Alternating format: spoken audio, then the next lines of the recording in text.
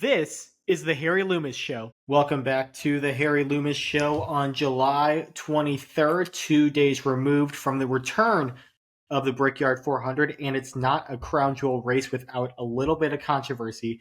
Is the Brickyard even a crown jewel? I saw that debate on Twitter. In my opinion, yes. I think it's number 4. You can argue the Bristol night race, but in my mind, I think when the Brickyard 400 is on the schedule, it is a more prestigious race. It's tougher to win. I would rather watch Bristol, but that's not what it comes down to. I think anytime you have the Indianapolis Motor Speedway, you're racing the oval, that's one of the biggest races on the schedule. Done, end of discussion. But not really sure what to expect coming into this weekend. Knew it was going to be pretty hard to pass. That's not necessarily a car issue.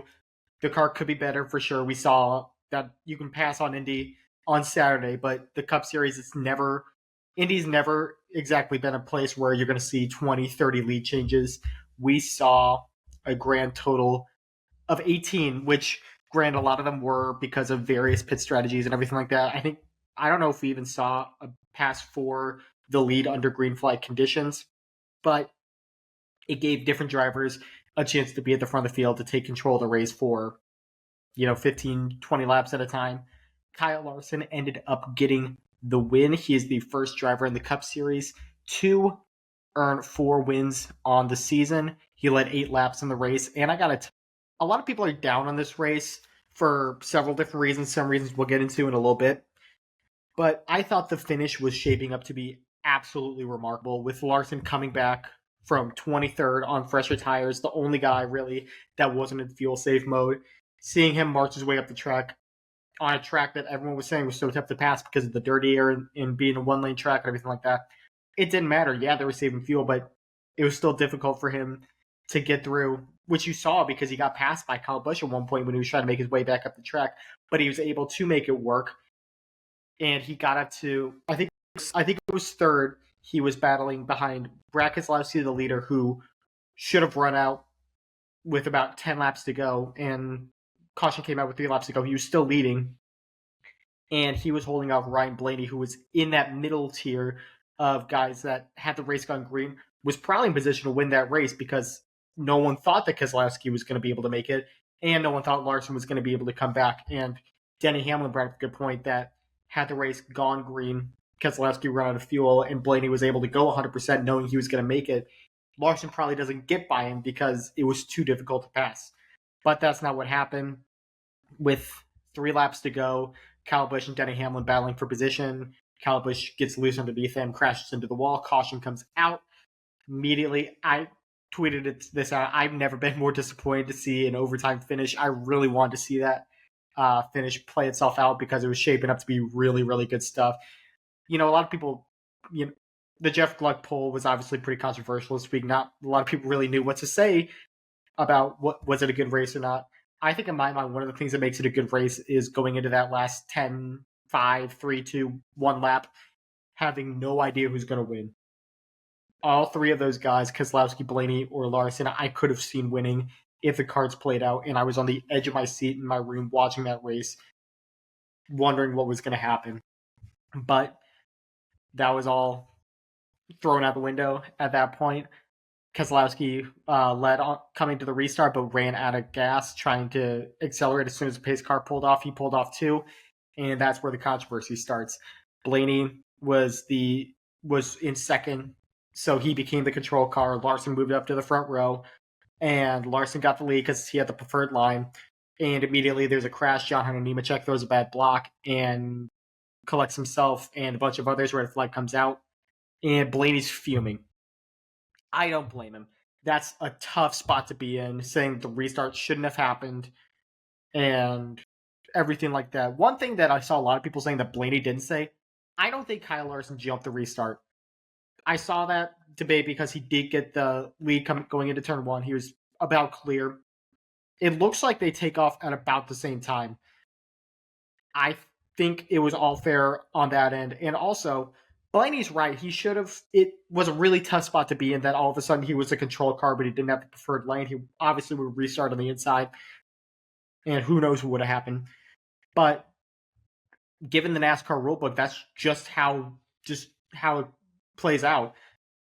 you can't call a caution there because it's, again, like the rules say, that's not how it's supposed to be done.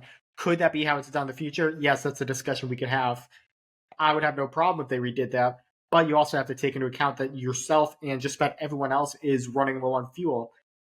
What does another pace lap do? Do more drivers run out of fuel? How does that affect the end of the race? It's just a really tough circumstance to be in, and I feel for Ryan Blaney. It's really unfortunate and really poor timing for that to happen.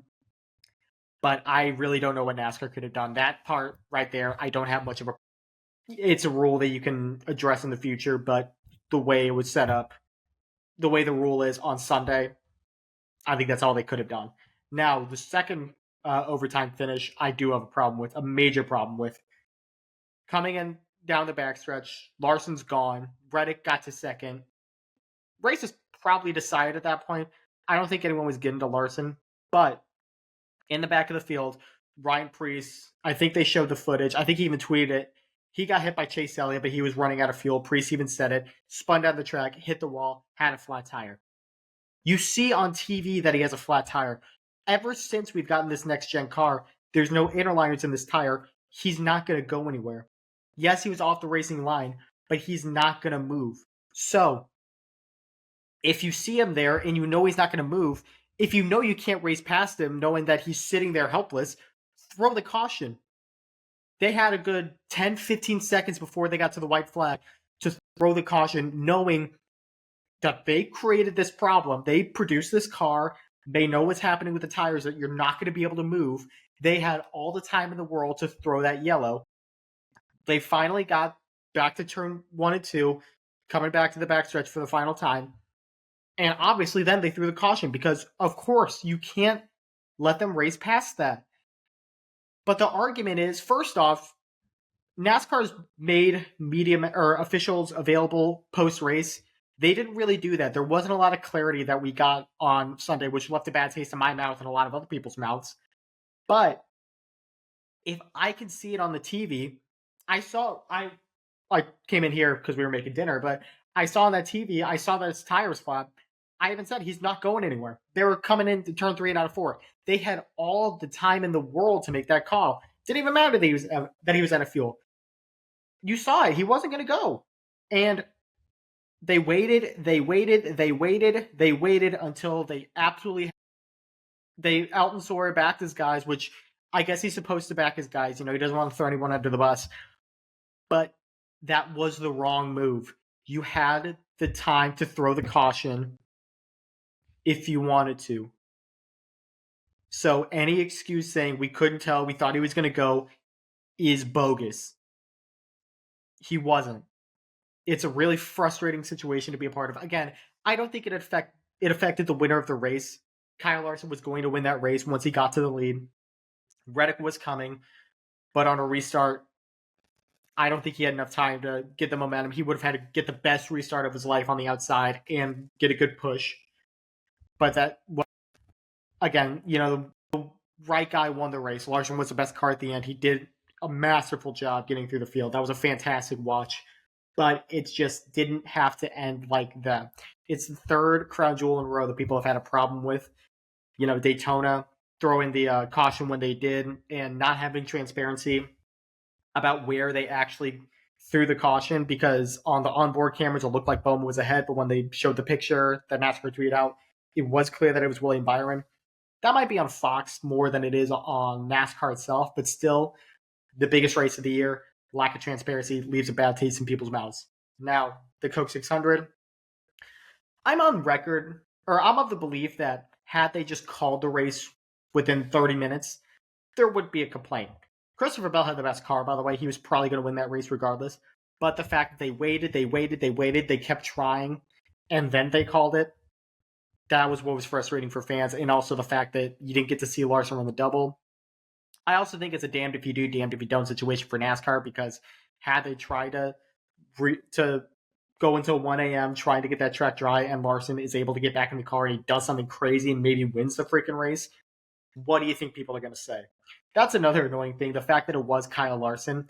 Let me be very clear. Kyle Larson is the best race car driver in America, let alone in NASCAR. He's the best we've had in a long time, the best we will. But anytime he is involved in one of these situations, you always get the biggest of the two extremes. You get the people that love Larson trying to defend him, and you get the people that say, oh, it's rigged for Hendrick, it's rigged for Larson. In my mind, I don't care about the voting. Kyle Larson is the most popular driver in NASCAR because you see those reactions and you see him involved in these situations. There's way more outcry than if it's Chase Elliott. It's right about on that Dale Jr. tier.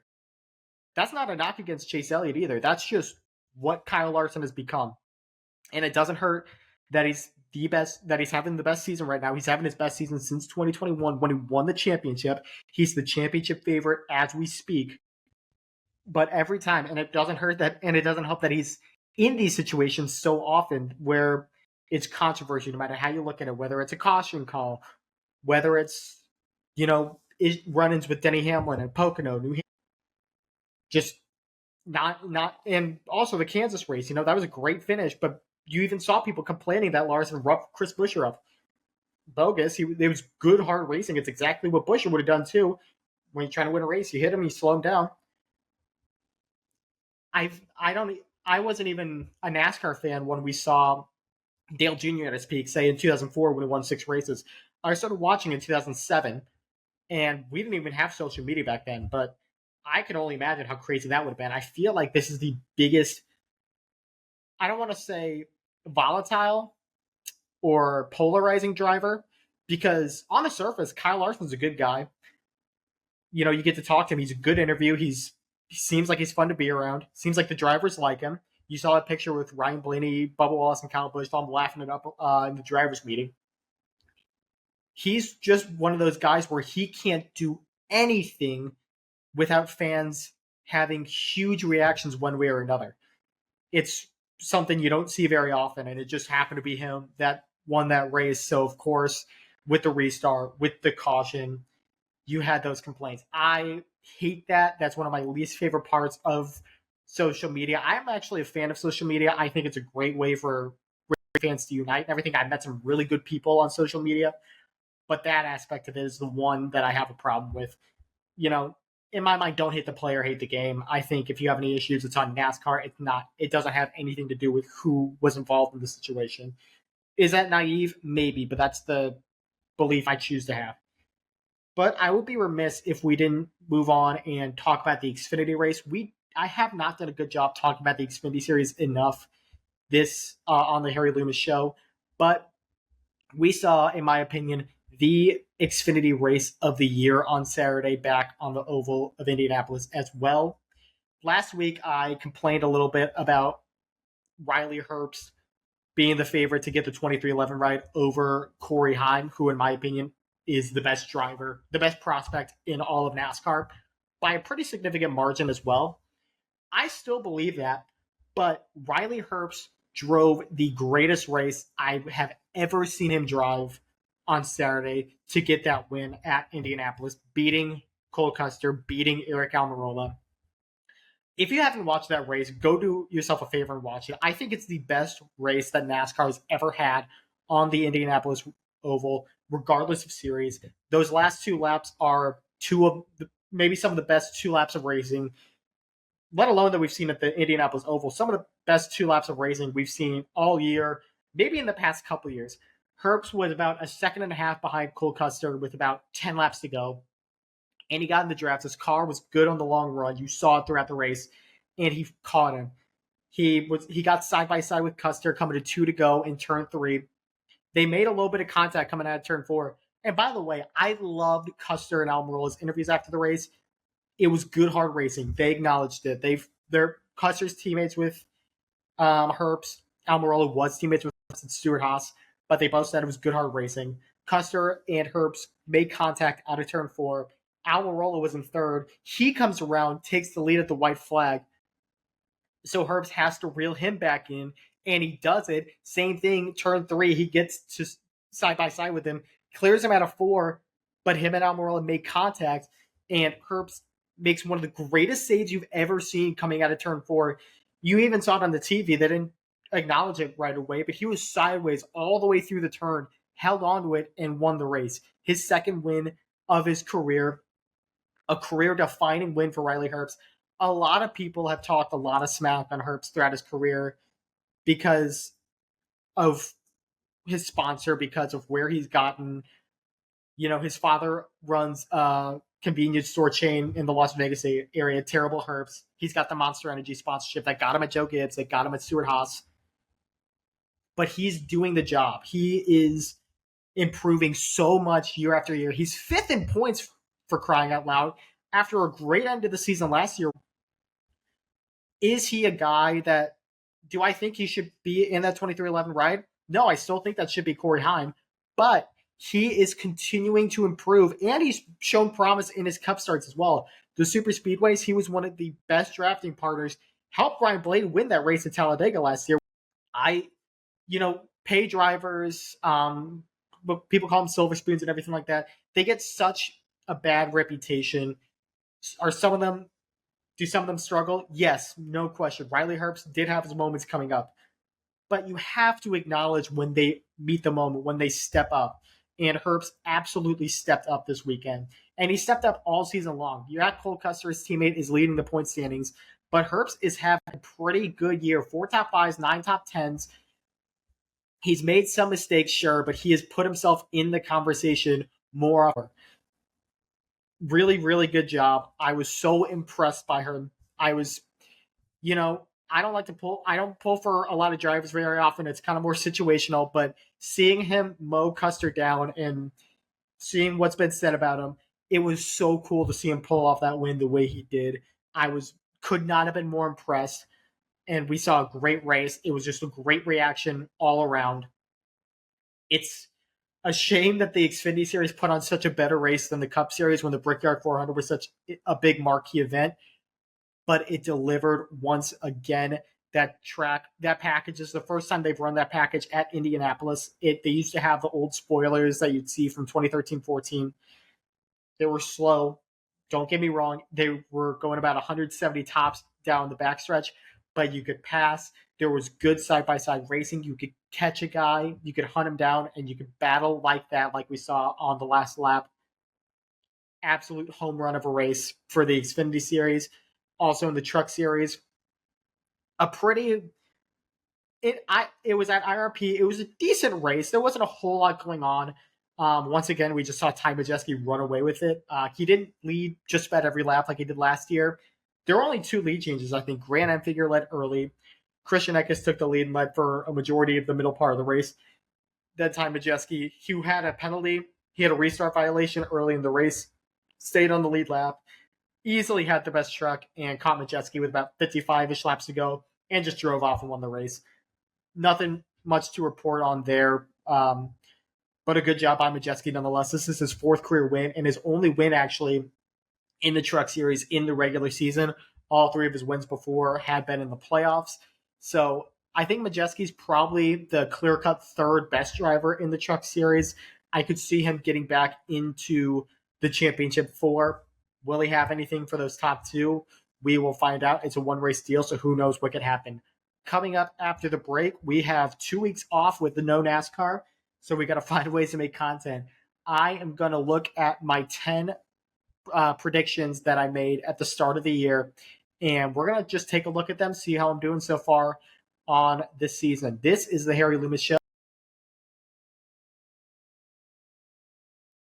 Back on the Harry Loomis Show, and we have some predictions from the beginning of the season that I'm going to take a look at. These are my 10 this year plus predictions for 2024. We'll get into the plus in a minute, but I went a little bit different. I usually had more predictions, just pretty cookie cutter. This guy will win this race, this many races. This guy will do this. I have a couple of those, don't get me wrong, but I tried to avoid repetition for the most part. So we'll see how I'm doing so far.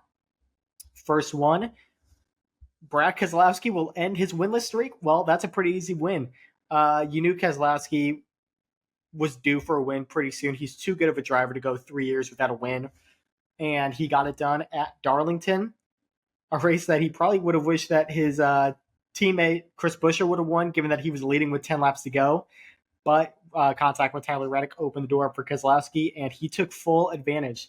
So it was really cool to see Keselowski get back into victory lane. Like I said, he's one of the best drivers of the 2010s. It's good to see. I like seeing guys that were one stars. I don't like seeing guys fall off. So it was cool to see Keselowski get back to his winning ways because I'm used to seeing him in victory lane on a pretty regular basis.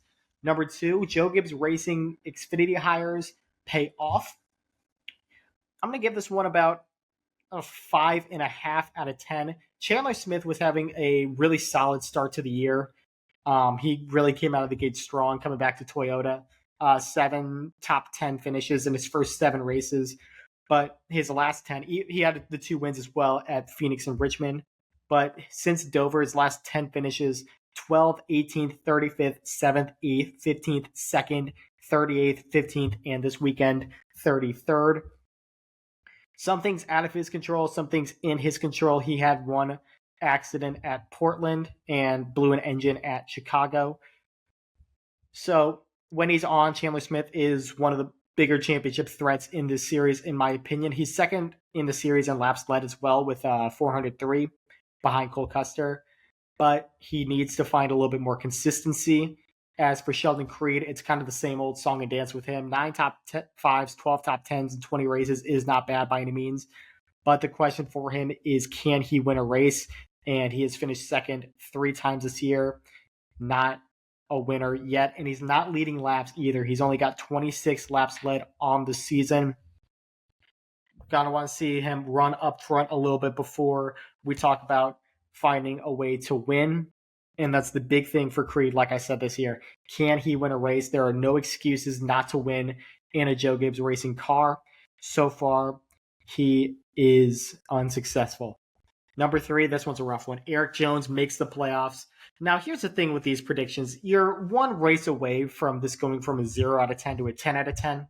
But based off what we've seen so far this year, I like Eric Jones a lot. He has not come close to victory lane. He only has 1 top 10 on the season.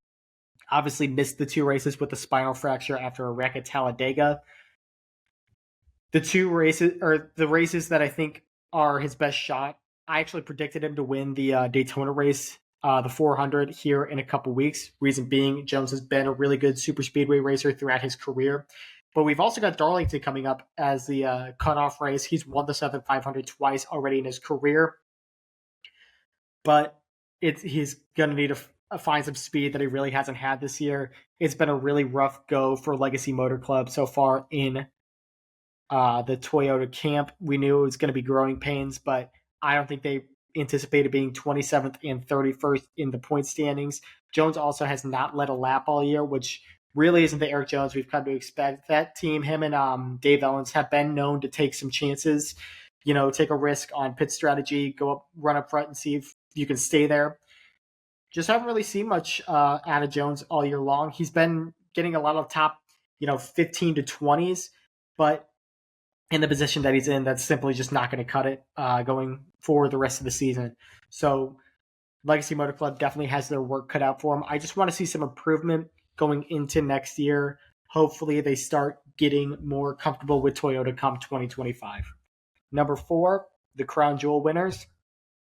I always make my 4th prediction, the 4 Crown Jewel winners. I picked Chris Buescher to win the Daytona 500, and that didn't go well. He just really wasn't a factor much of the race. He's a good super speedway racer. He won the 400 back in August last year, but you watching that race, you really just didn't hear from him much. He was in that back part of the pack, but never really got himself up front. I don't think he led any laps in the race either, so missed opportunity there. The 600 William Byron was my pick, and he ran top 5, but obviously the race got shortened because of rain. That was about all Byron was going to get out of that day. Bell was the best car, like I said. Who knows how that race would have played out, but it didn't seem like Byron was on the cusp of breaking through and winning that race. My pick for the Brickyard 400 was Joey Logano. I thought they would try to have a chance at the double. Obviously now we know Joseph Newgarden won the Brickyard 400.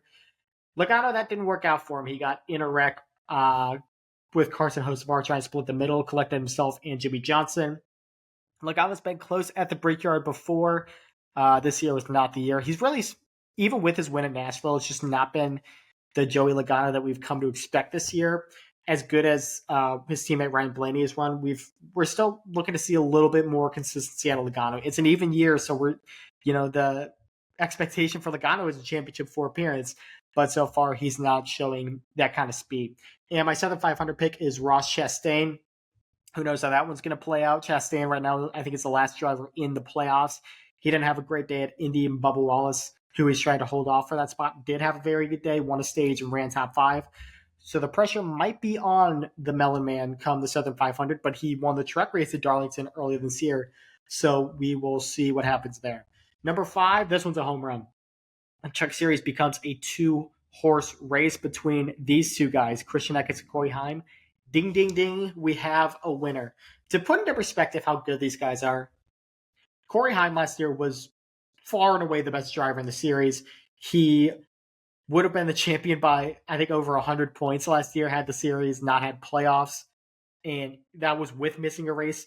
This year, he's run all the races and has 5 wins already through 15 races, and he has 17 more points at this point of the season than he did last year. And he's 32 points behind Christian Eckes. Christian Eckes has been absolutely magnificent all season long. 15 races, 3 wins, 9 top 5s, 14 top 10s. His only blemish is a brake failure at Atlanta, a race that he only ran 50 laps in and won a stage. He was the best car in the field before his issues came up. He has still led a lap in every single race. It's hard to have a better year than Christian Eckes is having. We're not seeing his name be brought up in conversations for promotions or anything like that to the Xfinity Series or even the Cup Series. That Front Row Motorsports ride is still available. We don't know who's going to get that. I would love to see Christian Eckes get an opportunity to move up. BMR has done fantastic things. They've done great things together.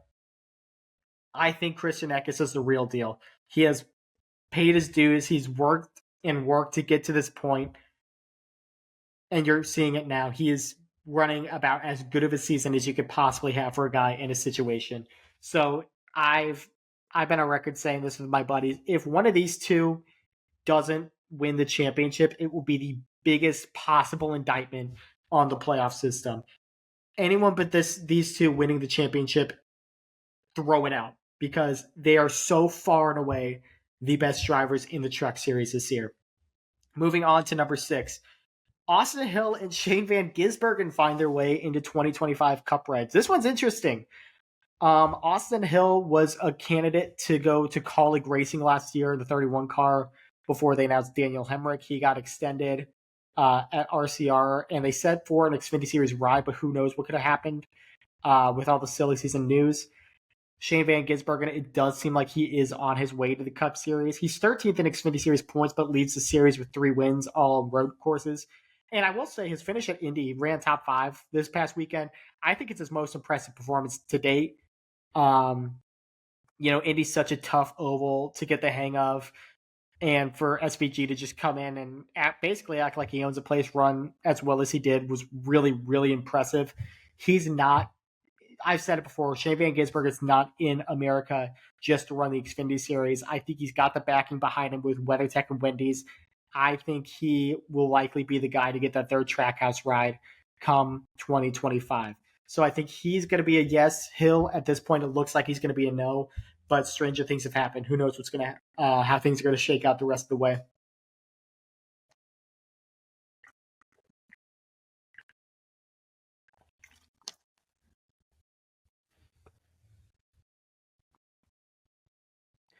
Moving on now to number 7, Colleague Racing flounders. Now, I don't think I specified exactly what I meant when I said flounders. What I said here was, aside from Shane Van Gisbergen's, I misspelled that, aside from SVG's arrival and AJ Allmendinger's return to Xfinity, there isn't much to look forward to with Colleague Racing's 2024 plans. And as much as I hate to say it, I'm not entirely wrong. Daniel Hemrick is 30th in Cup Series points, 3 top 5s, an average finish of 23rd. And like I've said already, he's one of the worst qualifiers in the Cup Series, has an average start of 29.7. The only guy I'm seeing with a worse average start than that that's run most of the races is Kaz Gralla. So this isn't exactly too much of a surprise. I don't think anyone expected Daniel Hemrick to be by any means a playoff contender, but definitely not what Kaulig Racing was envisioning when they came into the Cup Series back in 2022. The 16 car, it's running fine. It's nothing too spectacular. Allmendinger has struggled his last couple of races. His average finish is down to 19.7. Daniel Dye's led a couple laps in some of his races. Ty Dillon's had a couple starts in there as well. SVG was looking good at Chicago before getting in a wreck with Chase Briscoe, but not good on the Cup Series side. And on the Xfinity Series side, not much better. Allmendinger is 6th in points, but he is not running like the AJ Allmendinger we've come to expect. Only 3 top 5s, 10 top 10s, 36 laps led, and very rarely has he been a factor for the win. As for Josh Williams, things are not going well for him. 3 top 10s, 18th in points, a 21.8 average finish. Not what they were looking to see when they put him in the 11 car. I would be surprised if he is back in the ride in 2025. But there's a lot of talk now with Kaulig about, are they going to merge with Trackhouse? I still think they should remain a team. I don't think it benefits Trackhouse because they currently have a logjam of drivers. So it helps to have extra cars available. They're going to keep this alliance going, more seat time for the young guys, and it gives them more opportunities because they still have Zane Smith and SVG in their pipeline. They can only bring in one of them. It's probably going to be SVG. Zane Smith's going to need a ride next year because of Michael McDowell going over to Spires. So I don't think we've seen the end of Kaulig by any means, but they're definitely not what they were hoping they could have been when they came up with so much momentum back in the early 2020s. So it's kind of a shame to see, but we will see what the future holds for Kaulig Racing. Number 8, no Cup driver will be forced to miss time. This is wrong. Eric Jones had to miss 2 races because of a back injury. But other than that, every driver that said they were going to run full-time has been full-time. The only drivers in the top 36 in points that have missed time are Jones and Kaz Gralla and Cody Ware, who it was announced before the season started that was going to be a split ride. The 16 car as well is a split ride. So aside from Eric Jones, it has been a relatively clean season, which is good to see because the past couple years, Bubba Wallace missed time because he got suspended. Chase Elliott had the leg injury and the suspension for wrecking Denny Hamlin. Noah Gragson had an injury in St. Louis and then got suspended. Alex Bowman had a couple of injuries. So it hasn't been the cleanest start for the next gen. Not all of them were in the next gen car, but still. And this year we've largely avoided it. And I'm not going to hold the next gen car accountable for Eric Jones' injury. That was a brutal hit at a brutal angle. I think that's a pretty rough impact to take regardless of the car that they're in. I think it's good that Eric Jones only missed 2 races. I remember back injuries a couple years ago in the Gen 6 car, Denny Hamlin and Eric Almirola. They both missed about a month of action.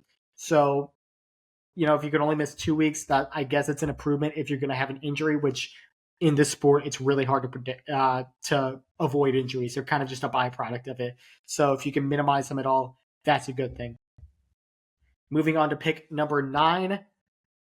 Highlighted by Iowa, the Cup Series sees improved short track racing. Now, this is a yes and a no because Iowa was a very good race, but in general, I don't think the short track package has made the strides that NASCAR was hoping for, especially not fans. Debuted at Phoenix, and that wasn't the best race.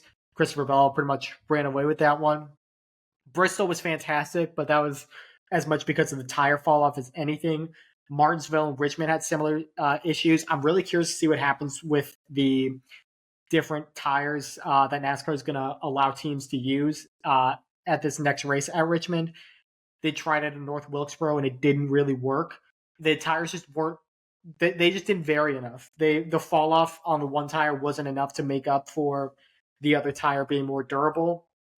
So I hope NASCAR's learned from their mistakes. I don't think we need a full on what we had at Bristol. I don't think we need that every single race, but we definitely do need to challenge teams a little bit more than we are right now. So, was Iowa a great race? Yes, it was a very, very good race. Has the Cup Series seen improved short track racing overall? I think I'm going to say no. I think they've seen an improved short track racing tire, but the racing itself is kind of more of the same. Now, before we get into my championship picks, like I said, here were the burning questions for the season. So this is where the plus comes into play. Does Alex Bowman's Daytona 500 front row streak continue? Yes. No, it did not. It was Joey Logano and Michael McDowell. Where will Ty Gibbs break through? I said Pocono. I said that all year long. Andy Balloon Engine. So that didn't go well for him. How many flips in Cup? I said 2. By my math, I think we've had 1 so far. I believe Corey LaJoie got upside down at Talladega. So who knows if we will see another one. Who wins the Cup Series Rookie of the Year? I said Josh Berry. And at this point, that pick is looking good. He has 5 points to the good over Carson Hocevar. So that's going to be an interesting battle to follow throughout the year. I don't think anyone expected Zane Smith to struggle as much as he did this year, but it's a good 2-horse race nonetheless. How many new faces in the playoffs? My guess was 4. And so far this season, we have Chase Elliott is new. A new face, by my definition, is just someone that wasn't in the playoffs last year. Simple enough. Chase Elliott's in. Alex Bowman's in. Daniel Suarez and Austin Cindric are in. That's 4. But also, at this point, Ty Gibbs would be in the playoffs, which would make it 5. So we'll get back to that one. I think Gibbs is probably still pretty safe unless we get something crazy happening these next few races after the break. But right now we're at 5. It could stay 4. It could be 6. Who knows what's going to happen? Will any new tracks be added for 2025? I said that Montreal and North Wilkesboro would be added to the schedule, and Rockingham would get the All-Star race. We can't say for sure yet because we don't have the 2025 schedule. However, it looks like Montreal is going to be wrong. It sounds like if a new track gets added, NASCAR wants to go to Mexico City. So instead of going north of the border, they're looking to go south of the border. It was a shame that Montreal didn't work out this past year. So who knows if we'll get Montreal at some point this year. But definitely interested in what happens with the Cup Series schedule. There was also the report from, I think it was Freddie Kraft. I think it was on Door Bumper Clear that there would be 3 new tracks added to the playoffs this year. Who knows what those could be? From the rumors I've heard, it sounds like it could be St. Louis. It sounds like it could be New Hampshire. And it sounds, who knows what's going to happen with the Charlotte role as well. Could the Oval come back? We know Atlanta's going to be out of the playoffs. I don't believe Watkins Glen should be back. So anytime you get a new TV deal, it changes things up. So who knows how that will all shake out.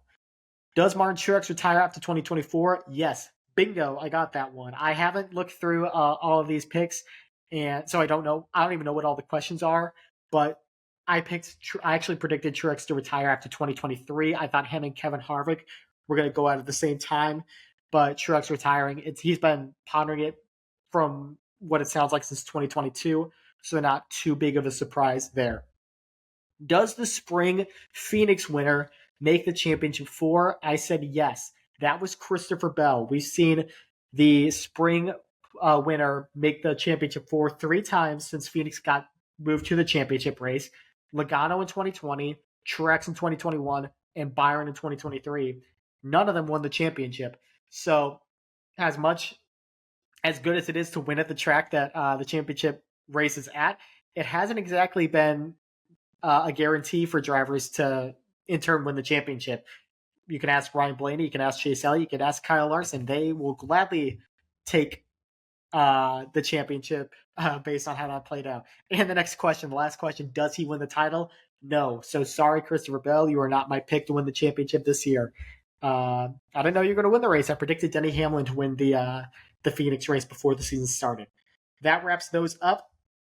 Now for my championship picks, I do who is going to win the most races in a season, who will be the championship 4 drivers, and who will be the champion. So I don't even remember who I picked for all these. So let's see what we got. Truck Series, most wins, Corey Heim with 5.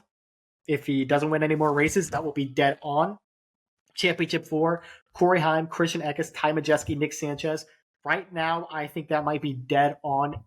Like I said, Ty Majeski is probably the third best driver behind Eckes and Heim. Sanchez has 2 wins on the season and is continuing to put himself in the conversation. I think these 4 probably establish themselves as the ones to knock off for a championship 4 spot. And I have Corey Heim winning the championship. Last year's Truck Series Championship was an embarrassment on all levels. That will be the case this year, as Corey Heim is going to show that he's a Cup star in the making. I stand by that prediction for sure. Xfinity Series, most wins, AJ Allmendinger was 6. Yeesh. That is not looking good on a couple of counts. Allmendinger doesn't even have a win this season, and no one's got more than 3 wins, and that's SVG. So, not a good pick, Harry. Championship 4, AJ Allmendinger, Cole Custer, Chandler Smith, Sam Mayer. That's an interesting championship 4.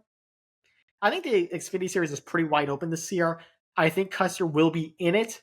I think Smith should. Mayer hasn't had the season that he would have liked despite his 2 wins. Just consistency and some mistakes on his end have held him back a little bit. He had such a bad start to the season as well. But I don't know if I'd put him in my championship 4. He had a fantastic end of the season last year, so definitely not out of the equation. But if I had to pick right now, it would not be him. I'd probably say something like Custer, Smith, and I for sure throw Justin Allgaier in there. And the 4th one's really a toss-up. You could go Austin Hill. You could even go Riley Herbst. AJ Allmendinger's right there. Jesse Love. Man, I'd have to do some serious thinking if I was going to make my championship 4 right now. I really don't know what I would say, but Cole Custer is my champion, and I think I'd stick with that. Cole Custer only got stronger as the season went along last year. Definitely now he has the monkey off his back. Look for him to go back-to-back and make his case for a Cup Series return, and he is making his Cup Series return. Got announced that he will be in the Haas factory team in a move that surprised absolutely no one. As we move on now, this is the last one. The Cup Series, most wins, William Byron and Tyler Reddick with 5. I was big on Tyler Reddick before the season started. I still am. He's having a really good year, but it could only be better with a couple missed opportunities had he closed the deal. Byron has 3 wins on the year. Reddick only has 1. Larson with 4. That prediction's probably not looking too good right now. This is interesting. My championship 4, Chase Elliott, William Byron, Joey Logano, Tyler Reddick. So, I don't have Kyle Larson in the championship 4. I don't have Christopher Bell. I don't have Denny Hamlin. I don't have Martin Truex. I don't have Ryan Blaney in it either. A lot of guys that are running really well, especially right now, I don't have in the championship 4. Chase Elliott, I actually like that pick. I didn't expect him to be running this well. So I was kind of surprised at myself for picking him in the championship 4. William Byron, absolutely. Joey Logano, even your Magic, man, you know what I mean? So he's got a lot to improve before he gets anywhere close to the championship 4 this year, but I was high on him before the year started. And Tyler Reddick, I was also very, very high on. I had him winning 5 races and getting his way into the championship 4. He still very well could, but it's going to help that he's going to have so many playoff points since right now he's 3rd in the points. But my champion was William Byron. Byron's 2023 was no fluke. After showing that he belongs up here amongst NASCAR's top drivers, he will finish the job at Phoenix and get the 24 back to the top. Right now, I would say Kyle Larson is my championship favorite. I think Blaney, the way he's running, could easily make it back there. I think Christopher Bell could be back there. I think Denny Hamlin could get back there for the first time since 2021. I think Elliott is a contender. I still think Byron could do it. But I really think it's a battle between Joe Gibbs Racing and Hendrick Motorsports as we look to the end of the season, with Tyler Reddick being thrown in as well. That does it for the NASCAR section. Before we wrap up, I made a video talking about Torey Krug's situation last week. For some reason, it did not work. The recording of it turned out really bad, and I didn't even want to upload it. But he is likely to miss the 2024-2025 season with a pre-arthritic condition in his ankle stemming from previous fractured ankle. They said he was going to be reassessed in 6 to 8 weeks, which takes you to the end of September. But if he needs surgery, he's done for the year.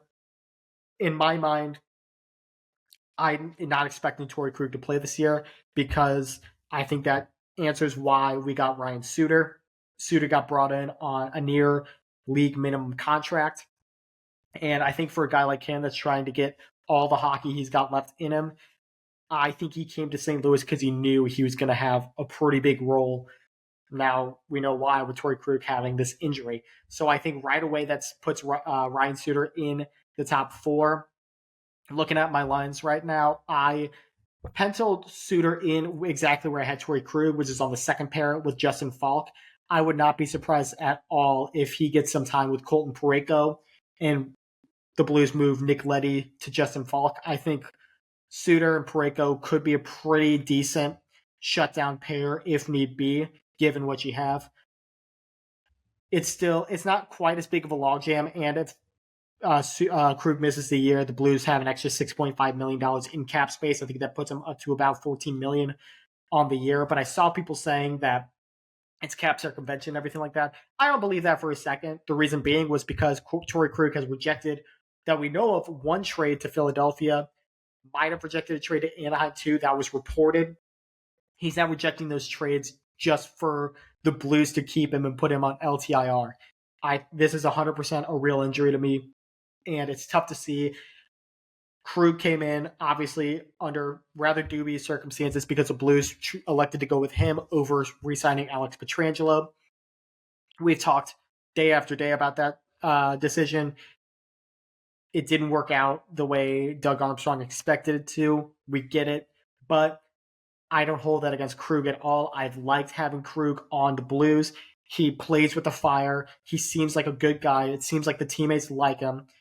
And he has, he has that snarl. He has that swagger to him that not a lot of guys have. He's, as short-statured as he is, he plays like he's way bigger than that. And I've always respected guys like that. So I hope this isn't the end of the road for Torey Krug by any means, but I'd be remiss if we didn't talk about that. So that's going to do it for the Harry Loomis Show this week. We got the Olympic break coming up for NASCAR. We'll create some content. We'll keep this thing going for the next couple weeks. So thank you guys for watching, and we'll talk to you again soon. This is the Harry Loomis Show.